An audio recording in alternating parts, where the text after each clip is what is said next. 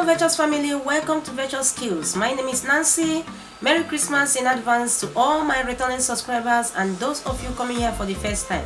What we have for you today is how to make potato cakes from mashed potatoes. Here on my countertop is the result of it all. This potato cake tasted so yummy and good. If you want to know how I came up with this tasty mashed potato cake, please sit back. Let's dive right into the video.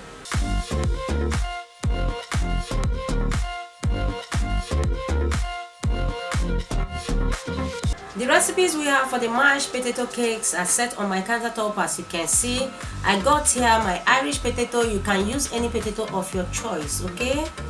I got some cloves of garlic. I like using enough garlic when it comes to my mashed potato cakes, and I got some salt to taste. This is breadcrumbs. I got fresh cheese, green onion and eggs.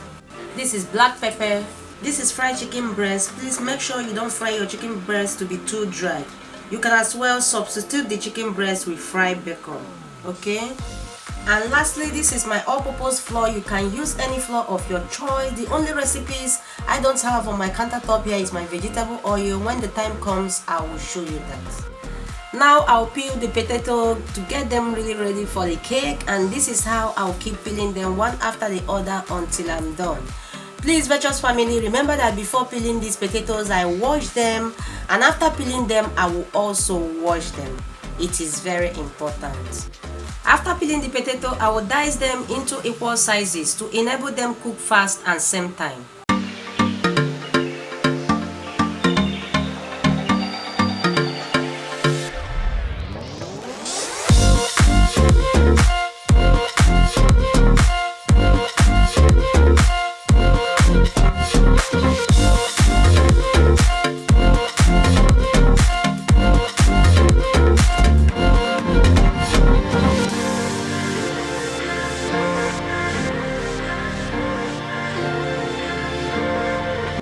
After peeling the potato, I will dice them into equal sizes to enable them cook fast and same time.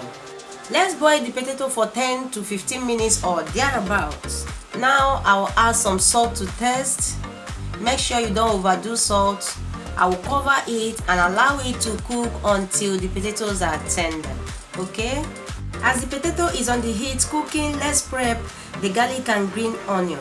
I like garlic and green onion for this recipe. You can use any spices of your choice, but if you have been following me on this channel, you will know that I like garlic so much. After 10 minutes, let's check the potato and see if it is tender. As you can see, it is very tender. I will take it off the heat and allow it to cool down for like 6 minutes. This is 6 minutes now. The potato is cool, but not all that cool. I will turn it inside my bowl and then start mashing it with my potato masher.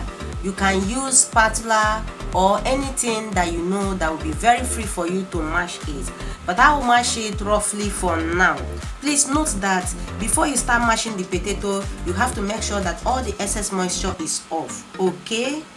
Now I will add fresh cheese inside the mashed potato, egg yolk, fried chicken breast, garlic and green onion, black pepper, and a pinch of salt to taste. Please make sure you don't overdo salt.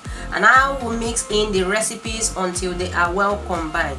You can notice that I do not add butter or milk to this recipe. Please, you can feel very free to add them if you so wish, okay?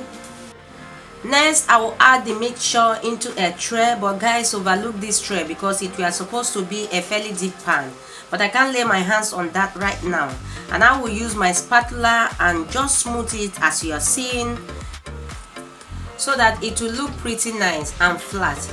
And I will cover it with a parchment paper just like so and make it flat, though it all depends on what you want. After arranging it very well, I will then set it inside my fridge and allow it to rest for 40 minutes or thereabouts. After 40 minutes, this is what we got, guys. The mixture is nicely set, okay? Now I will introduce my breadcrumbs, flour and egg. Next, I will remove the parchment paper on top. I'm using my glass cup to punch it off. You can use any mini circle stuff of your choice. Look at that. Is that not beautiful? Now I will coat it with the flour and then transfer it to my egg mixture and then coat it one more time with my breadcrumbs, and that is it. I will try it one more time and we are done doing that.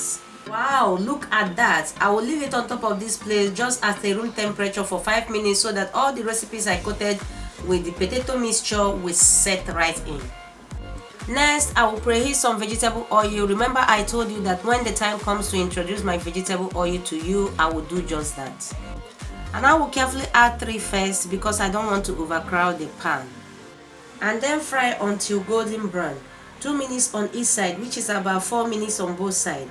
Please note, I am frying on a medium-high heat, and make sure that the cake gets in contact with the vegetable oil, but not too much.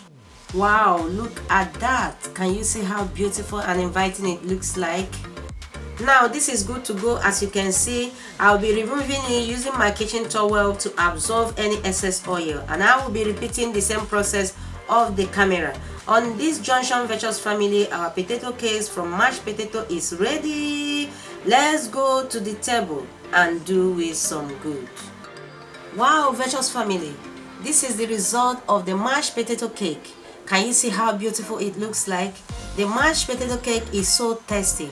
It is crispy and crunchy on the outside. We are using some sour cream to enjoy it. Hope you enjoy every clip of this video today.